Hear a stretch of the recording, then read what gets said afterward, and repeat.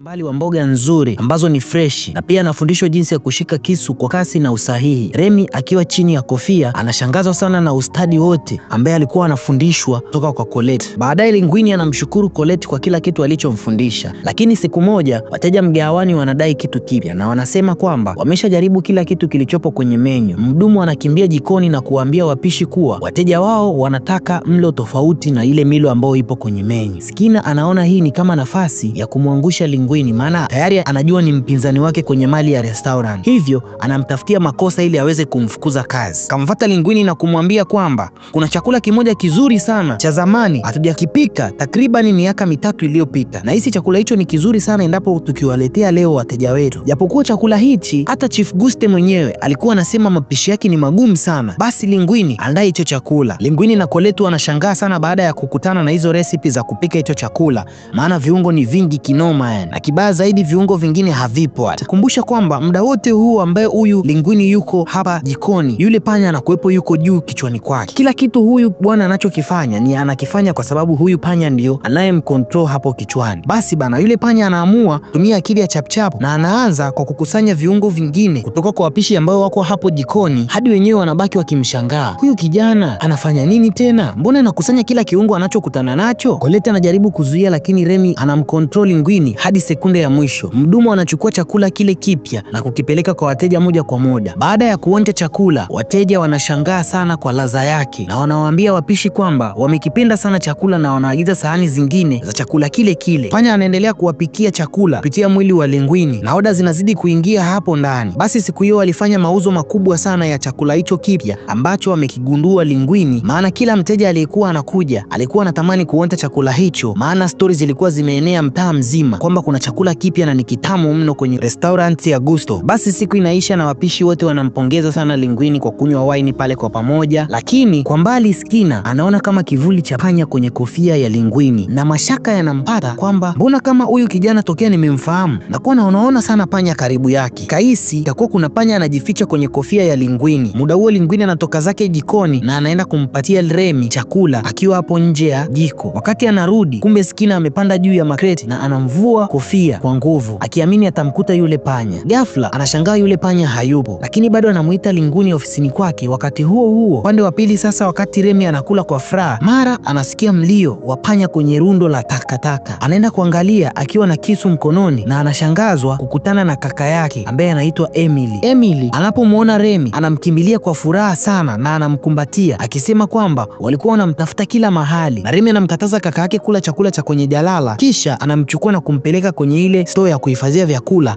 na anaenda kumpa matunda ambayo ni fresh na anamwambia kula taratibu usikie ladha ya chakula. Lakini huyu Emily ameshazoea kufakamia, anapewa yale matunda anayabugia chap chap. Anamwambia sasa, nikwambie kitu mdogo wangu, baba alikuwa anakutafuta sana, twende nikupeleke sehemu ambapo tunaishi sasa hivi. Upande wa pili Skinner anamnyosha Linguini pombe akijaribu kumlaghai aseme kama huwa anatembea na panya, kwa sababu anajua taarifa hiyo inaweza kumpa nafasi ya yeye kumfukuza Linguini hapo kwenye hiyo restaurant, kwani panya hawaruhusiwi kwenye mazingira ambapo chakula cha binadamu kinatengenezwa. Lakini ilikuwa ngumu sana, maana Linguini naye anajielewa, hata kama akiwa amelewa hakutoa siri yoyote kwamba anakaa na panya ya nyumbani wala anatembea naye kwenye kofia. Upande wa pili Remy anafika kwenye ukoo wake wa zamani, lile kabila la panya. Anafika, watu wanamfurahia sana, lakini babake anamshauri kwamba mwanangu, natakiwa ubaki, ila Remy anakataa, anasema mimi naondoka, natakiwa nirudi, kuna mission ambayo natakiwa kuifanya. Babake anachukizwa sana na yale maneno na anamwambia kwamba wewe ni panya, unatakiwa ulinde ukoo wako. Wewe ni panya gani ambaye unataka kukaa na wanadamu kila siku? Kisha anamchukua na kumpeleka sehemu ambapo wanauza sumu na mitego ya panya. Anamuonyesha maiti za panya ambazo zimeuliwa na wanadamu na sumu ambazo wanadamu wanatumia kuwaua panya. Kisha anamwambia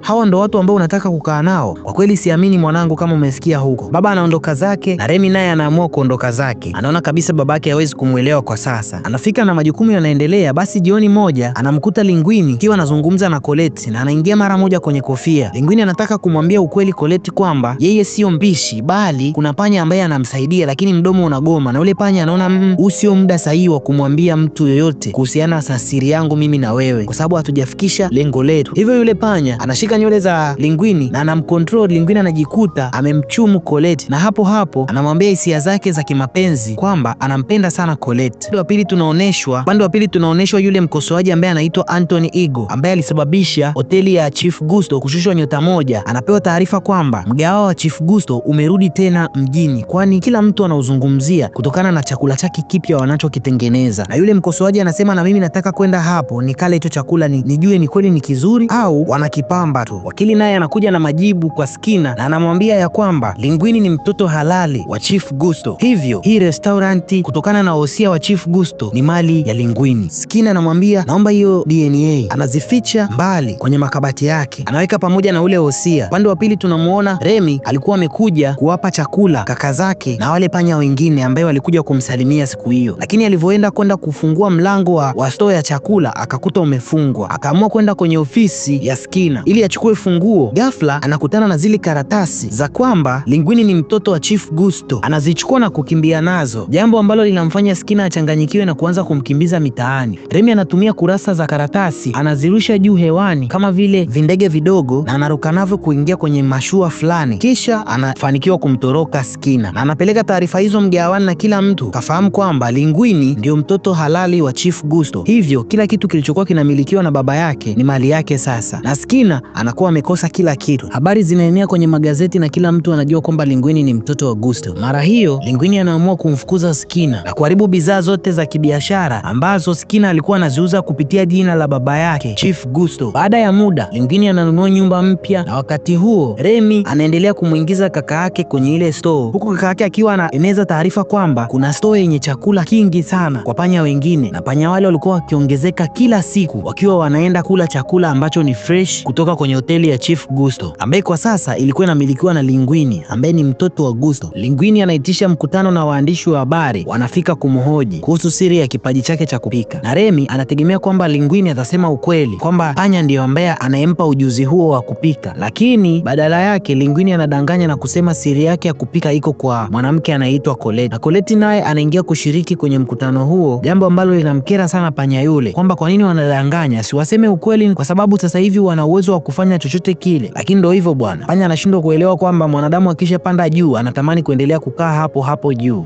Wakiwa kwenye mkutano huo ghafla anakuja mkosoaji mkubwa wa chakula ambaye anaitwa Anthony Igo, na yeye anaingia kwenye huo mkutano na kila mtu anapatwa na hofu, maana watu wanamuogopa sana huyo bwana, akiwemo Linguini. Bwana huyo anaanza kuongea na kumwambia Linguini kwamba mimi napenda kula sana, japokuwa siwezi kula chakula kibaya, hivyo kesho jioni nitakuja kupata chakula changu cha dina hapa, kwa hiyo mjiandae, sitawaambia ni chakula gani nitakachoagiza mpaka nikija kesho. Na yule bwana anaondoka zake. Upande wa pili tunamuona Skinner akipiga simu kwenye kituo cha ukaguzi wa vyakula akiwaambia kwamba kwenye restaurant inayomilikiwa na Linguini kuna panya wengi sana jikoni, hivyo waende wakafanye ukaguzi. Na yule mkaguzi anakubali, anasema basi tutaenda kukagua. Upande wa pili tunamuona Remy na Linguini wakiwa wanagombana, na Linguini alikuwa anaongea maneno makali sana kwa Remy, kimwambia kwa nini ulikuwa unanivuta nywele wakati niliposema kwamba Colette ndio anayenifundisha mimi kupika? Unataka nikutaje wewe? Kuna mtu anaweza kula chakula chako akijua kwamba wewe ndio unachokipika hiki chakula? Basi Remy alijisikia vibaya sana kwa maneno yale na anaamua kuondoka, huku kichwani mwake yakimjia maneno ya babake kwamba wanadamu ni wabaya sana,